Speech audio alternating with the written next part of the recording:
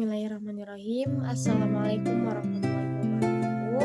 Nama saya Salvi Agustin, kelas KP 4B dengan NIM 12140201098. Saya akan mereview salah satu buku yang menjadi referensi di jurusan Komunikasi Penyiaran Islam UIN Sunan Gunung Jati Bandung. Nah, video ini dibuat untuk memenuhi salah satu tugas ujian akhir semester mata kuliah retorika. Saya akan mereview buku yaitu Filsafat dan Etika Dakwah. Buku ini merupakan karya Dr. Haji Ang Ridwan MAG. Buku ini diterbitkan oleh Simbiosa Rekatama Media pada Januari tahun 2022 dengan jumlah halaman 148 halaman.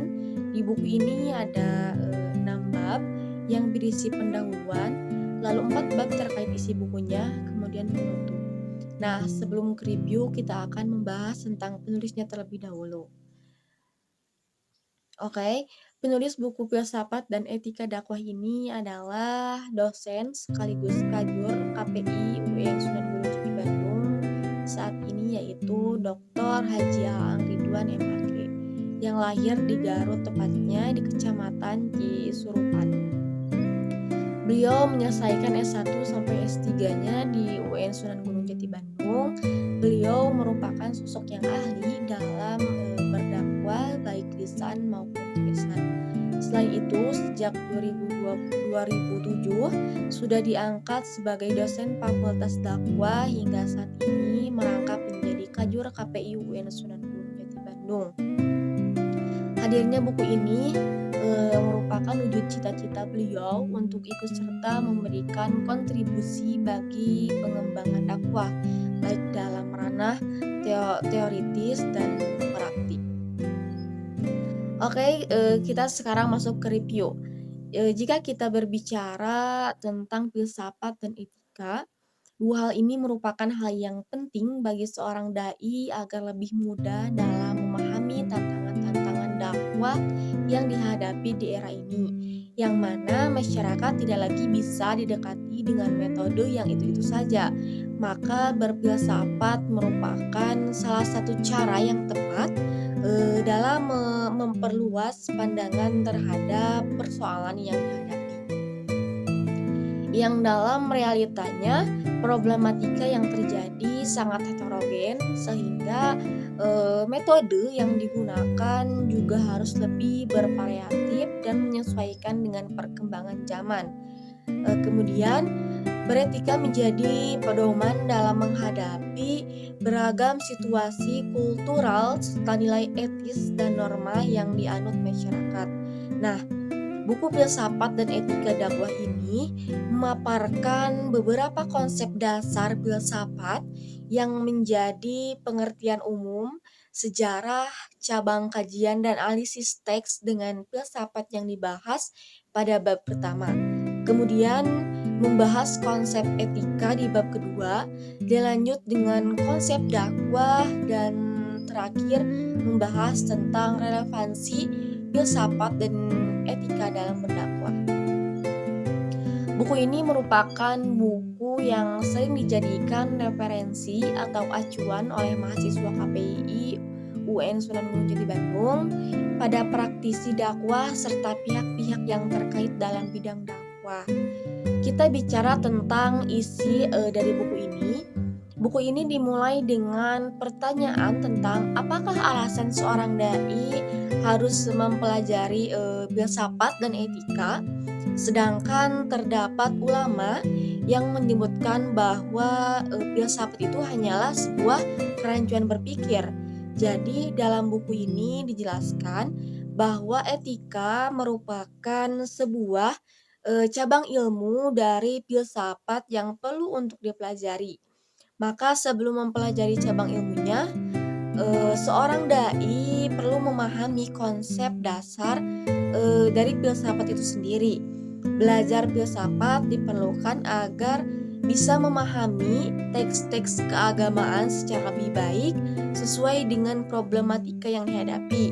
Belajar filsafat juga merupakan upaya untuk membuat para dai menyadari bahwa tantangan dakwah di masyarakat akibat transisi zaman memerlukan metode-metode dakwah yang dinamis dan menyesuaikan perkembangan zaman.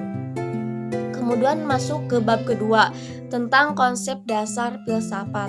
Dalam buku ini dijelaskan beberapa poin-poin dasar dalam memahami filsafat, mulai dari pengertian umum yang membuat beberapa pengertian filsafat menurut beberapa filsuf, mulai dari Socrates sampai George Berkeley. Dengan mempelajari filsafat, seorang dai akan berpikir kritis, analis dan juga logis. Kemudian dipaparkan beberapa cabang filsafat, salah satunya adalah etika yang juga menjadi salah satu fokus utama dalam pembahasan buku ini yang tercantum dalam bab selanjutnya, yaitu tentang konsep dasar etika. Pentingnya etika dan moral hidup dalam pelaksanaan ibadah di samping acuan dari syariat, kita juga penting menjadikan acuan dalam bertindak di masyarakat. Selanjutnya terkait dakwah, meskipun berdakwah merupakan kewajiban setiap muslim, namun dalam praktiknya dakwah tidak boleh dilakukan dengan paksaan, intimidasi, apalagi kekerasan. Oleh karena itu, dalam berdakwah, seorang dai perlu menguasai ilmu-ilmu pendukung di samping penguasaan kajian ilmu agama yang menjadi materi dakwah. Selanjutnya kita akan berbicara tentang relevansi filsafat dan etika dalam berdakwah. Filsafat dalam konteks berdakwah, filsafat dapat membantu seorang dai atau penceramah untuk memahami dan merumuskan keyakinan agama dengan lebih baik. Filsafat juga dapat membantu mengklarifikasi konsep-konsep agama yang konteks menunjukkan relevansi agama dalam konteks sosial dan budaya.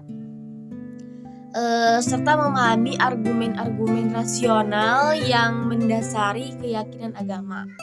Etika berkaitan dengan pertimbangan moral dan perilaku yang benar atau salah.